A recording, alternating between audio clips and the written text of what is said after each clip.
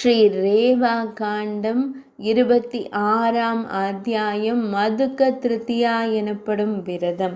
குறிப்பு: இந்த விரதம் பால்குண மாதத்தில் வளர்பிறையின் 3ஆம் நாளில் அனுசரிக்கப்படுகிறது. இது பெண்களுக்கானது. இது திருமண வாழ்க்கை இன்பத்தையும் புத்திர பாக்கியத்தையும் மகப்பேரையும் கொடுக்கிறது, அருள் புரிகிறது.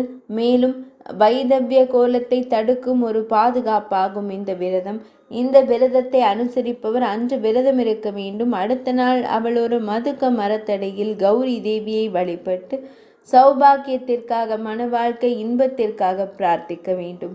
கணவனுடன் வாழும் பிராமண பெண்கள் மலர்கள், ஆடைகள் மற்றும் உண்ணக்கூடிய உணவுப் பொருட்களால் கௌரவிக்கப்படுகிறார்கள். ஹேமாத்ரி விரதம். பவிஷ்ய புராணத்தின்படி இந்த விரதம் பால்குண மாதத்தின் தேய்பிறையின் 3ஆம் நாளில் அனுசரிக்கப்பட வேண்டும்.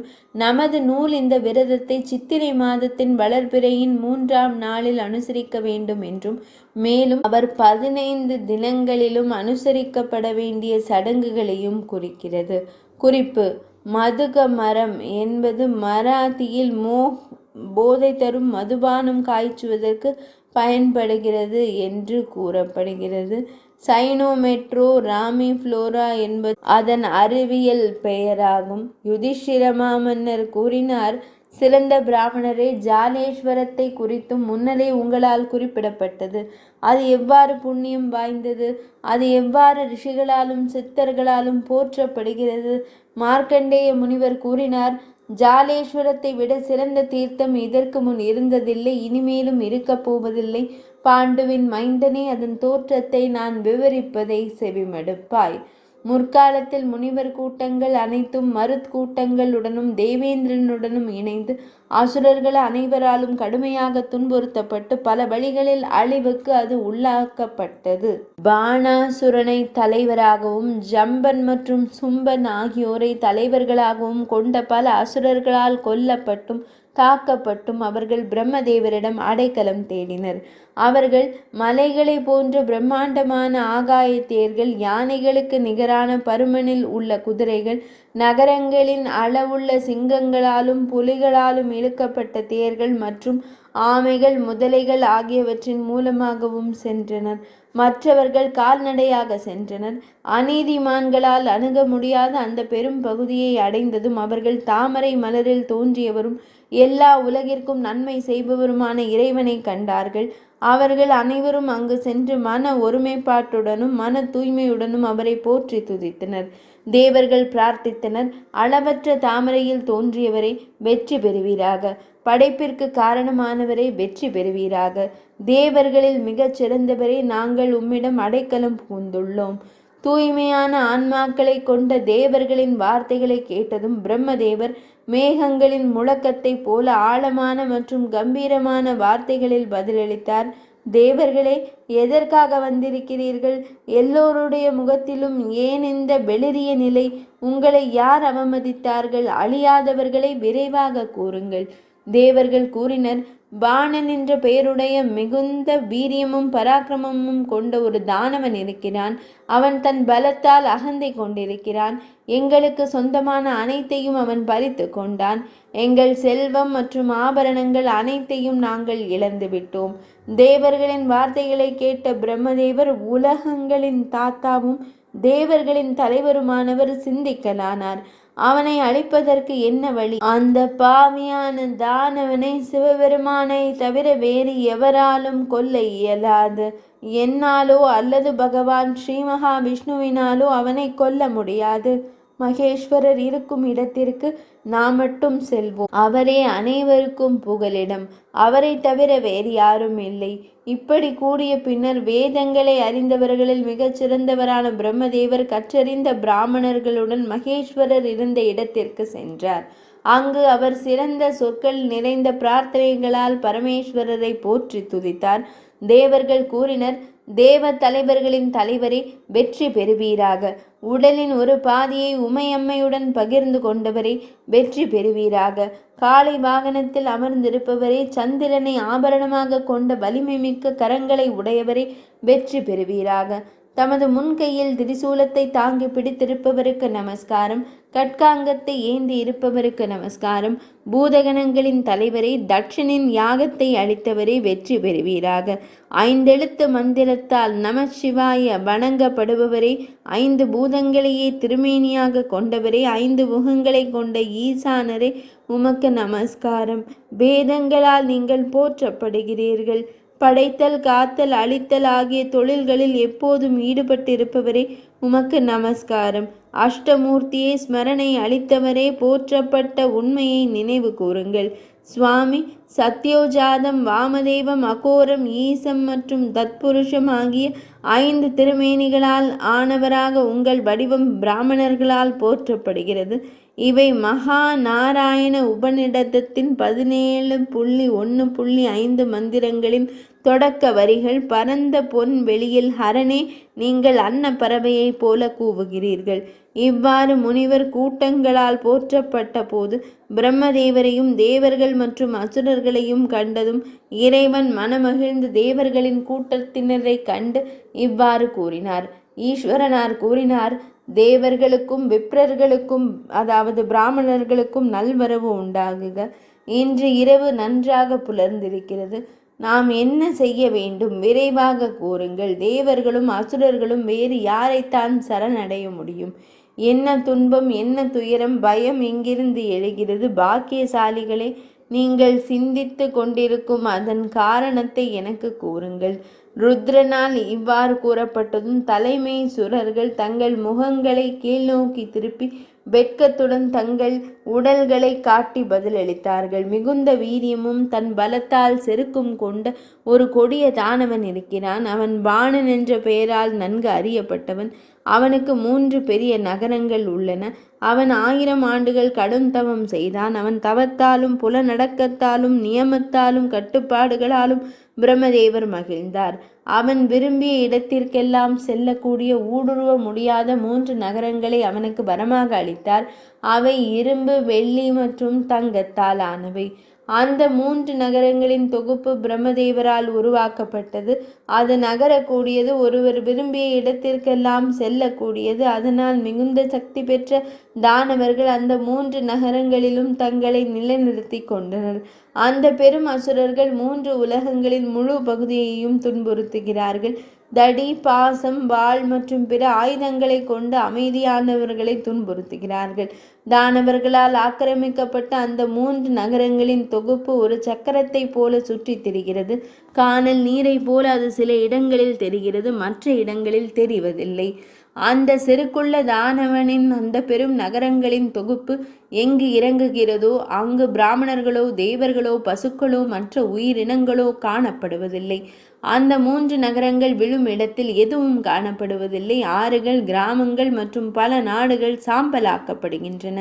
தங்கம், வெள்ளி, ரத்தினங்கள், முத்துக்கள், அழகான ரத்தினம் போன்ற பெண்கள், இவை அனைத்தையும் அவன் பலவந்தமாக பறித்து கொள்கிறான். ஹரனே, தேவர்களின் கூட்டத்தால் பகலிலோ இரவிலோ எந்த ஆயுதத்தாலோ அல்லது அஸ்திரத்தாலோ அவனை அழிக்க முடிவதில்லை. எனவே மகாதேவரே, அவனை எரித்து விடுங்கள். நீங்களே எங்கள் கடைசி புகலிடம். எனவே தேவர்களின் தலைவரே, எங்களுக்கெல்லாம் இந்த உதவியை செய்வது உங்களுக்கு பொருத்தமானது. இறைவா, தேவர்கள், கந்தர்வர்கள், முனிவர்கள் மற்றும் தபசிகள் மிகுந்த தைரியம் அடையும் வகையில் எல்லாவற்றையும் செய்வது உங்களுக்கு பொருத்தமானது. ஈஸ்வரனார் கூறினார், நான் இந்த எல்லாவற்றையும் செய்வேன், மனம் தளராதீர்கள். விரைவில் உங்கள் மகிழ்ச்சிக்கு உகந்ததை நான் செய்வேன். தேவேந்திரனை தலைமையாக கொண்ட அந்த தேவர்கள் அனைவருக்கும் ஆறுதல் கூறிய பின்னர் தேவர்களின் தலைவன் அந்த 3 நகரங்களையும் அழிப்பதற்கான வழிகளை குறித்து சிந்தித்தார். இந்த நகரங்களின் தொகுதியை நான் எவ்வாறு, எந்த முறையில் அழிக்க வேண்டும்? நாரத மாமுனிவரை தவிர வேறு வழியில்லை. இவ்வாறு தன்னை தேற்றிக் கொண்ட அவர் நாரத மாமுனிவரை தியானித்தார். அந்த க்ஷணத்திலேயே மிகுந்த தவம் செய்த அந்த முனிவர் காற்றை போல வந்தார். அவர் புனிதமான பகவான் கரத்தினில் கமண்டலத்தையும் ஒன்றாக கட்டப்பட்ட 3 தண்டங்களையும் வைத்திருந்தார். அவர் பரிபூரண ஞானம் பெற்றிருந்தார். யோகப்பட்டை, ஜபமாலை மற்றும் குடை ஆகியவற்றால் அவர் பிரகாசித்தார். சடைமுடிகள் அவரது தலையில் கட்டப்பட்டிருந்தன. அவர் நெருப்பு மற்றும் சூரியனை போன்று ஒளியுடன் விளங்கினார். அவர் இறைவனை 3 முறை வலம் வந்து ஒரு மரக்கட்டை போல் தரையில் பணிந்து வணங்கினார். புனித முனிவரான நாரத மாமுனிவர் மரியாதையுடன் தன் கரங்களை கூப்பி வணங்கினார். பின்னர் அவர் உயர்ந்த மனதுடைய இறைவனான சர்வனை சிவனாரை ஒரு சிறந்த பிரார்த்தனையால் போற்றி துதித்தார். நாரத மாமுனிவர் கூறினார், வெற்றி உண்டாகட்டும். சம்புமூர்த்தியே, விருபாக்ஷனே, ஒற்றை கண்ணனே, அதாவது முக்கண்ணனே, வெற்றி உண்டாகட்டும். முக்கண்ணனே, வெற்றி உண்டாகட்டும். சங்கரனாரே, ஈசானரே, ருத்ரனே, ஈஸ்வரனாரே, தமக்கு நமஸ்காரம். தாம் காக்கும் இறைவனாவீர். தாமே பிரபஞ்சத்தை படைப்பவர். இறைவா, தாமே அழிப்பவர். தாமே உலகங்களை காப்பவர். கொடிய யம தேவனை கொன்றவர். சுரேசானனே, எங்களை காத்தருளும். வேதங்களையே வடிவமாக கொண்ட நித்திய இறைவா, நித்திய பவமூர்த்தியே, உலக வாழ்வின் எதிரியே, உம்மை சரணடைந்தவர்களுக்கு அச்சத்திலிருந்து விடுதலையை அளிப்பவராக இருப்பீராக. உலகினில் பிறக்கும் சாத்திய கூற்றை அளிப்பதற்காக நான் உன்னை சரணடைகிறேன். இறைவா, நான் ஏன் நினைக்கப்பட்டுள்ளேன்? இறைவா, கட்டளையிடுங்கள். யாருடைய மனதை நான் கலக்கி தூண்ட வேண்டும்? யார் தரையில் விழுந்து உருள வேண்டும்? இறைவா, வெற்றி பெற்றவர்களில் முதன்மையானவரே, யாரை நான் சண்டைக்கு தூண்ட வேண்டும்? நாரத மாமுனிவரின் வார்த்தைகளை கேட்ட தேவர்களின் தலைவரான மகாதேவர் மலர்ந்த விழிகளுடன் மகிழ்ச்சியடைந்து இந்த வார்த்தைகளை கூறினார். சண்டைகளில் எப்போதும் பிரியமுள்ளவரான முனிவர்களுள் சிறந்தவரே, உங்களை வரவேற்கிறேன். பிரம்மாவின் நித்திய புதல்வரே, வீணை வாசிப்பின் நுணுக்கங்களை அறிந்தவரே, நாரத மாமுனிவரே, தானவர்களின் தலைவனான பாணனின் 3 நகரங்களை கொண்ட அந்த பெரும் தொகுதிக்கு விரைந்து செல்லுங்கள். அது எல்லா உலகங்களிலும் பெரும் அச்சத்தை ஏற்படுத்துகிறது. அங்குள்ள கணங்கள் தேவர்களுக்கு சமமானவர்கள். அவர்களின் மனைவியர் அப்சர பெண்களுக்கு இணையானவர்கள். அந்த பெண்களின் பேரொளியால் அந்த 3 நகரங்களின் பெரும் தொகுப்பு இயங்குகிறது. எந்த வகையிலும் அதை உடைக்க இயலாது. சிறந்த பிராமணரே, நீங்கள் அங்கு விரைந்து சென்று பலவிதமான தன்மைகளை கொண்ட பல்வேறு சடங்குகளின் மூலம் அனைவரையும் மயக்குங்கள். நாரத மாமுனிவர் கூறினார், தேவர்களின் தலைவரே, உங்கள் கட்டளைப்படி அந்த சிறந்த நகரத்தை பிளவுபடுத்தி உடைத்து விடுவேன். வாசவன், தேவேந்திரன் உட்பட தேவர்களால் பல்வேறு வழிகளிலும் இதை ஊடுருவ இயலாது. மன்னா, இவ்வாறு கூறிவிட்டு அந்த முனிவர் பெருகி வரும் செழிப்புடன் 100 யோஜனை தூரம் பரவி இருந்த பாணனின் அந்த சிறந்த நகரத்திற்கு சென்றார். அங்கு அனைத்து விசித்திரமான பொருட்களும் குவிக்கப்பட்டிருந்தன. பலவிதமான கனிமங்கள் அதற்கு பல வண்ண அற்புதமான தோற்றங்களை கொடுத்தன. அது பல மாளிகைகளால் நிரம்பியிருந்தது. பல கட்டிடங்களால் அது பிரகாசமாக விளங்கியது. அது அலங்கார வாயில்களை கொண்டிருந்தது. தாழ்பால்களுடன் கூடிய பலகைகளால் அது அழகுபடுத்தப்பட்டிருந்தது. அது பல இயந்திர சாதனங்களை கொண்டிருந்தது. அது கோட்டை சுவர்களாலும் அகழிகளாலும் ஜொலித்தது. அது குளங்கள், கிணறுகள், ஏரிகள் மற்றும் தெய்வங்களின் சந்நிதிகளால் நிறைந்திருந்தது. அன்னங்கள் மற்றும் கரண்டவ பறவைகளால் நிறைந்த தாமரை குளங்களால் அது அலங்கரிக்கப்பட்டிருந்தது. அது பல பறவைகளால் செழித்திருந்தது. பாணனின் அந்த சிறந்த நகரம் இந்த அம்சங்கள் அனைத்தையும் கொண்டிருந்தது. அதன் மையத்தில் பாணனின் பிரம்மாண்டமான அரண்மனை இருந்தது. அது 7 அடுக்குகளை கொண்டது. மேலும் ஒளி வீசியது. தெய்வீக வேலைப்பாடுகளுடன் தங்கத்தால் அது அலங்கரிக்கப்பட்டிருந்தது. முத்து மாலைகள், வைரங்கள் மற்றும் நீல கற்களால் அது அழகுபடுத்தப்பட்டிருந்தது. தரை தங்க தகடுகளால் பதிக்கப்பட்டு ரத்தினங்களால் அற்புதமாக இருந்தது. மதம் பிடித்த யானைகளின் பிடிரல், தேர்கள், குதிரைகளின் கனைப்பு சத்தம், பெண்களின் சிலம்பொலி போன்ற பல்வேறு ஒலிகள் அந்த சூழ்நிலையை எதிரொலிக்கச் செய்தன. அந்த அரண்மனை தங்கள் பலத்தால் அகங்காரம் கொண்ட பயங்கரமான தோற்றமுடைய தானவர்களால் காக்கப்பட்டது. அவர்கள் வாள்கள் மற்றும் தோமரங்களை ஆயுதமாக கொண்டிருந்தனர். அவர்களிடம் வஜ்ராயுதம், அங்குசம் மற்றும் அம்புகள் போன்ற பல்வேறு ஆயுதங்கள் இருந்தன. பாணனின் அந்த சிறந்த அரண்மனை இந்த சிறப்பம்சங்களை கொண்டிருந்தது. இது கைலாயமலையின் சிகரத்தை போல புகழ் பெற்றிருந்தது. மேலும் மகேந்திரனின் இருப்பிடத்திற்கு ஒப்பிடத்தக்கதாக இருந்தது. நாரத மாமுனிவர் ஆகாய மார்க்கமாக அந்த நகரத்தை நோக்கி விரைந்தார். வாயில் வரை சென்றதும் அவர் வாயிற்காவலனிடம் இந்த வார்த்தைகளை கூறினார். வாயிற்காவலனே, மிகுந்த ஞானமுடையவனே, அரச கடமைகளை செய்வதில் வல்லவனே, விரைவாக சென்று நாரதர் வாயிலில் காத்திருக்கிறார் என்று பாணனிடம் தெரிவிப்பாய். அவன் விரைவாக நாரதரின் பாதங்களில் பணிந்து வணங்கி பின்னர் அவன் அரச சபையின் நடுவில் இருந்த பாணனிடம் தெரிவிக்கத் தொடங்கினான். அவனது அனைத்து உறுப்புகளும் நடுங்கத் தொடங்கின. அவன் தன் கரத்தினால் முகத்தை மூடிக்கொண்டான். எல்லா வீரர்களும் கேட்டு கொண்டிருக்கும் போதே அவன் இந்த வார்த்தைகளை கூறினான். தேவர்களே, கந்தர்வர்களே, யட்சர்களே, கிண்ணறர்களே மற்றும் தானவர்களால் மதிக்கப்பட்டு வணங்கப்படும் நாரத மாமுனிவர் வாயிலில் நிற்கிறார். அவர் சண்டைகளை மூட்டி விடுவதில் பிரியம் உள்ளவர். அவரை சமாதானப்படுத்துவது மிகவும் கடினம். பாணன் கூறினான். பிரம்மதேவரின் புதல்வரும் மீற முடியாதவரும் தாங்க இயலாதவருமான அந்த தேஜஸ்வியானவரை உள்ளே அழைத்து பாருங்கள். ஏன் அவரை வெளியே நிறுத்தி வைத்திருக்கிறீர்கள்? பிரபுவால் கூறப்பட்ட இந்த வார்த்தைகளை கேட்டதும் அவர் பெரும் அவசரமாக அங்கே சென்று நாரத மாமுனிவரை உள்ளே வரச் செய்து அனுமதி அளித்தார். தேவர்களால் வணங்கப்படும் தேவரிஷியான நாரத மாமுனிவர் உள்ளே வருவதை கண்டதும் மகிழ்ந்த அந்த தைத்தியன் உடனே எழுந்து அந்த முனிவரின் பாதங்களில் பணிந்தான். அவர் முனிவருக்கு ஆசனம் அளித்து முறைப்படி அர்க்யபாத்தியம் அளித்து வழிபட்டான்.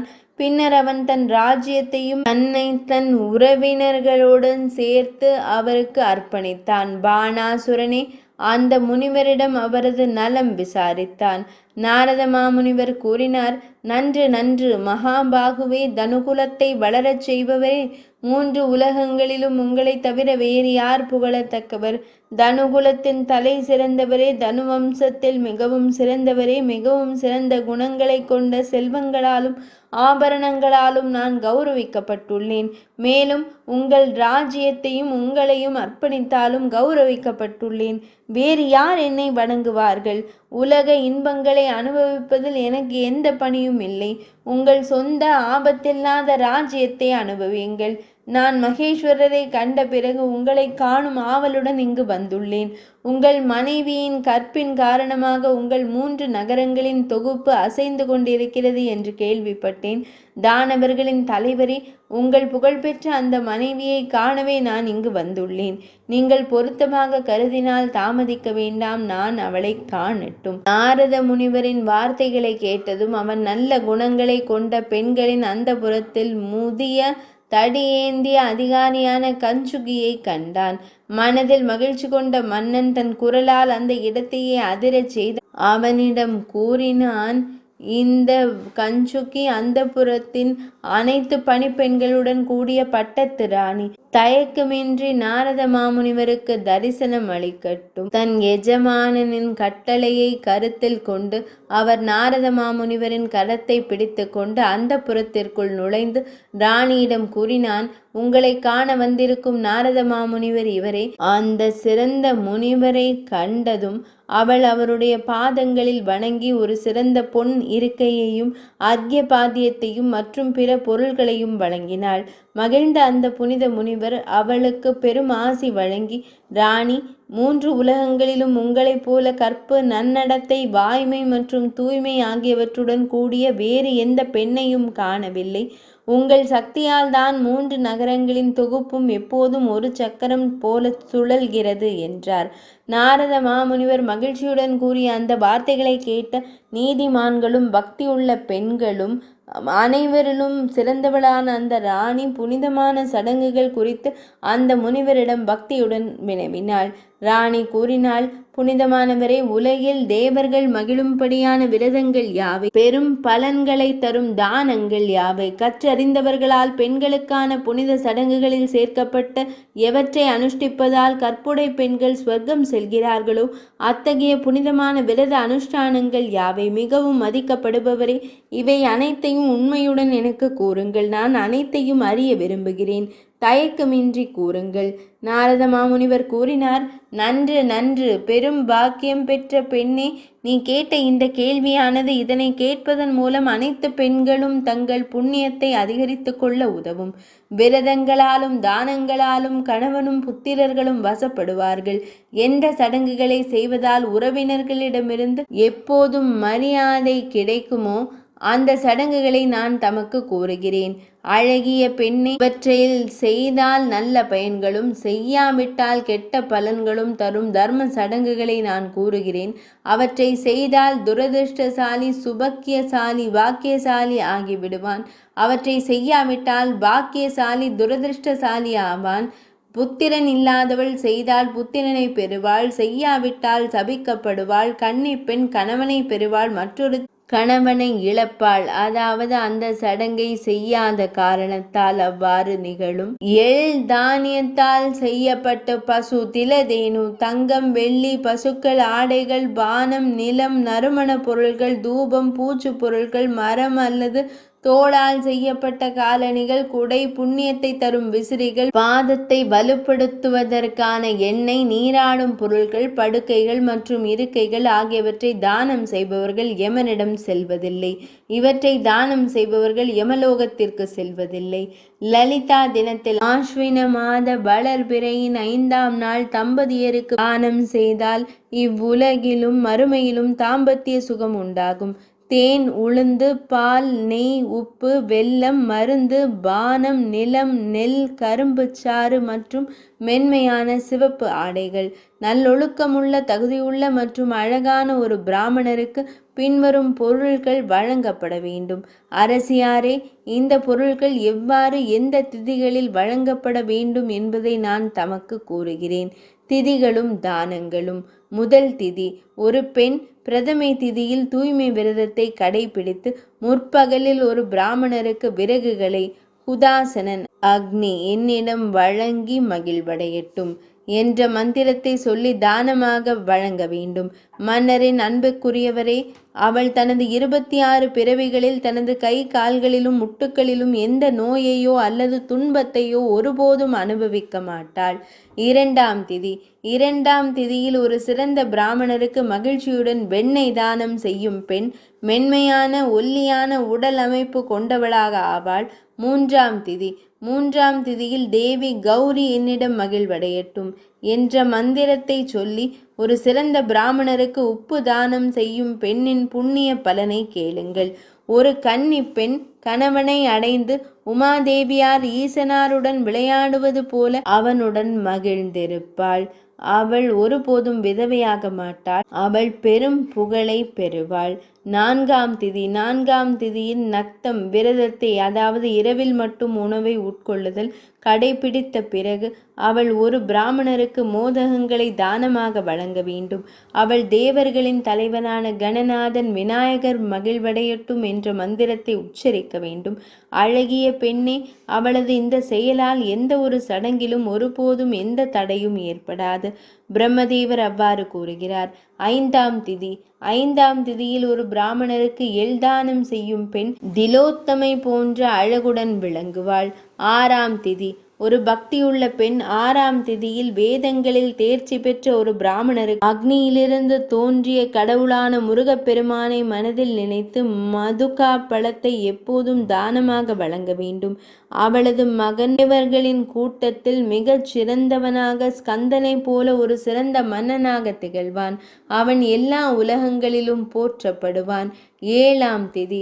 பிரபஞ்சத்தின் அதிபதியும் தேவர்களின் தலைவனும் சூரிய கடவுளுமான திவாகரனை மனதில் நினைத்து ஒரு பக்தியுள்ள பெண் ஒரு சிறந்த பிராமணரை தங்கத்தால் கௌரவிக்க வேண்டும். அந்த புண்ணிய சடங்கின் பலன் சிறந்த பிராமணர்களால் போற்றப்பட்டுள்ளது.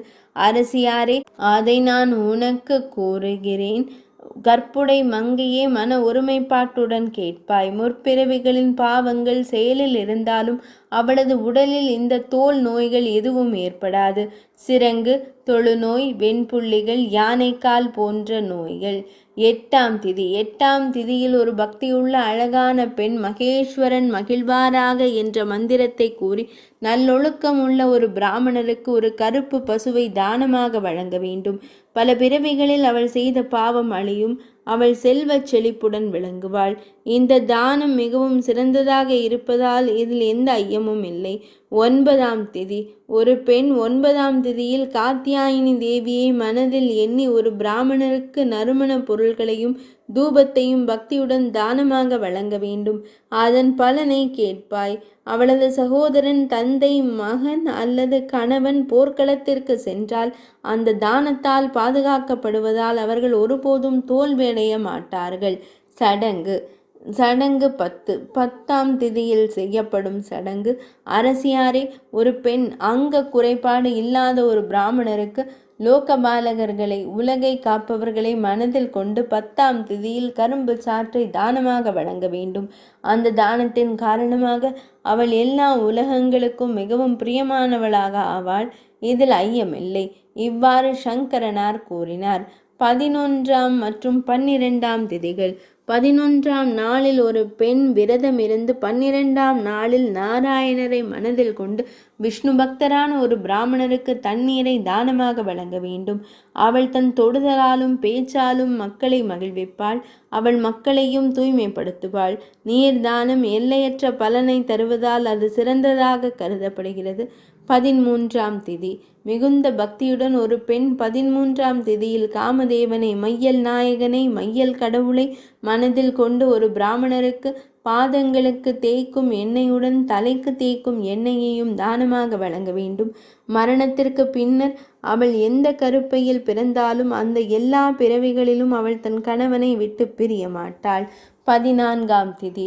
ஒரு பெண் 13ஆம் திதியில் தர்மத்தை மனதில் கொண்டு ஒரு பிராமணருக்கு ஒரு பாத்திரத்தையும் காலணிகளையும் தானமாக வழங்க வேண்டும்.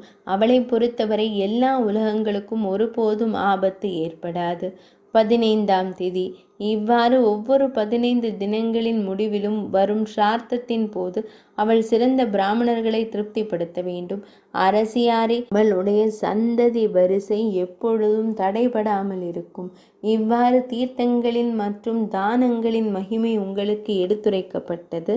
தாவரங்கள் மற்றும் மூலிகைகளை வழிபடுதல். மேலும் வனஸ்பதிகளின், தாவரங்கள் மற்றும் மூலிகைகளின் வழிபாட்டையும் கேளுங்கள். பின்வரும் மரங்களை பக்தியுடன் அணுகுவதன் மூலம் ஒருவர் சொர்க்கத்தை அடைவார். ஜம்பு, நிம்பம், திந்துகம், மதுகம், ஆம்ரம், ஆமலகம், சால்மலி, வடம், பிப்பலம், ஷமி, வில்வம், அமலி விருட்சம், கதலி, பாடலி மற்றும் பிற புண்ணிய மரங்கள். நாரத மாமுனிவர் கூறினார், சைத்திர மாதத்தில் ஒரு பெண்ணால் ஒரு விரதம் அனுஷ்டிக்கப்பட்டால் மற்ற விரதங்கள் எதுவும் அதன் 16இல் ஒரு பங்குக்கு கூட ஈடாகாது. அதிர்ஷ்டசாலியான பெண்ணே, இதை கேட்டால் ஒருபோதும் துரதிருஷ்டத்தை காண மாட்டாள். சூரிய ஒளி பட்டதும் பனி மறைந்து போவது போல இந்த விரதத்தால் துன்பமும் துரதிருஷ்டமும் நீங்கிவிடும். அதிர்ஷ்டசாலியான பெண்ணே, மதுகா எனப்படும் லலிதா தேவியின் வழிபாட்டு முறையை இப்போது கேட்பாய். இது சொல்லப்படும் போதே மகிழ்ச்சியை தரக்கூடியது. சைத்திர மாதத்தின் வளர்பிறை 3ஆம் திதியில் ஒரு பெண் புனித நதியில் நீராடி தன் மனதை தூய்மையாக வைத்து கொள்ள வேண்டும். மதுகா மரத்தின் தண்டிலிருந்து சங்கரனார் மற்றும் தேவி உமையின் உருவங்கள் செய்யப்பட வேண்டும். அவை ஒரு சிறந்த பிராமணரால் முறைப்படி பிரதிஷ்டை செய்யப்பட வேண்டும். நறுமண மலர்கள், தூபம், கற்பூரம் மற்றும் குங்குமப்பூ கொண்டு அவள் மந்திரங்களை முறைப்படி உச்சரித்து இறைவனாரை வணங்க வேண்டும். சிவாய நமக என்ற மந்திரத்தை உச்சரித்து பாதங்கள் வணங்கப்படுகின்றன. மன்மதனுக்கு நமஸ்காரம் என்று உச்சரித்து லிங்கம் வணங்கப்படுகிறது. காலோதரனுக்கு நமஸ்காரம் என்று உச்சரித்து வயிறு வணங்கப்படுகிறது. நீலகண்டனுக்கு நமஸ்காரம் என்று உச்சரித்து கழுத்து வணங்கப்படுகிறது. சர்வ ஆத்மாவிற்கு நமஸ்காரம் என்று உச்சரித்து தலை வணங்கப்படுகிறது. பின்னர் அவள் உமையை வணங்குகிறாள். ஷாமோதராவுக்கு நமஸ்காரம் என்று உச்சரித்து வயிறு வணங்கப்படுகிறது. சுகண்டாவுக்கு நமஸ்காரம் என்ற மந்திரத்தை உச்சரித்து கழுத்து வணங்கப்படுகிறது. சௌபாகியதாயினிக்கு நமஸ்காரம் என்று உச்சரித்து தலை வணங்கப்படுகிறது. பின்னர் அர்க்யம் சமர்ப்பிக்கப்படுகிறது. அர்க்ய மந்திரம். தேவர்களின் தலைவர்களின் தலைவரே, உமையின் கணவரே, பிரபஞ்சத்தின் இறைவனே, உமக்கு நமஸ்காரம். இறைவா, இந்த அர்க்யத்தை ஏற்றுக்கொண்டு என் துரதிருஷ்டங்கள் அனைத்தையும் அழித்தருளும். அர்க்யம் சமர்ப்பித்த பின்னர் கரகம், நீர்க்குடம் சமர்ப்பிக்கப்படுகிறது. அது நீரால் நிரப்பப்பட்டு மதுகா இலையால் மூடப்பட்டு பக்தனின் சக்திக்கு ஏற்ப ஒரு தங்க துண்டுடன் சேர்த்து சமர்ப்பிக்கப்பட்டுள்ளது. கரகம் சமர்ப்பிப்பதற்கான மந்திரம் லலிதா, நீரால் நிரப்பப்பட்டு சௌபாக்கியம் மாங்கல்ய பாக்கியம் பொருந்திய இந்த கரகம் உனக்கு சமர்ப்பிக்கப்படுகிறது.